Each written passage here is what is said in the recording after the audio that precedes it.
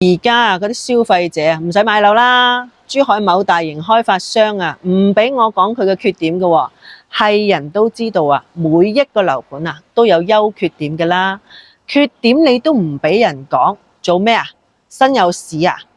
消費者係有知情權噶嘛，接受缺點咪埋單咯，唔接受咪選擇啊適合佢嗰啲樓盤咯。嗱，作為一個自媒體經紀人啊，點可以唔老老實實啊，將呢啲樓盤嘅優缺點啊講俾消費者知呢？呢個咁嘅大型開發商啊，仲要我將啊嗰啲樓盤優缺點嘅視頻啊落架添啊！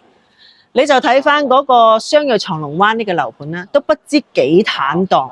5正工時一入門啊，你就可以睇到啦。嗱，嗰個沙盤啊，連埋啲不利因素啊，都做埋出嚟俾你睇到噶啦。難怪啊，嗰啲港澳同胞啊，一嚟睇樓啊，即刻就買佢啦。人哋冇隱瞞啊嘛，你缺點都有㗎。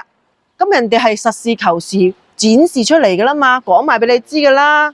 嗱，所以話咧，你喺網上啊，好難睇得到珠海嗰啲咁嘅大型開發商嗰啲咁嘅黑料嘅。又唔知道佢嘅優缺點咧，不妨咧你直接咧就私信我啦，我直接講你知啦。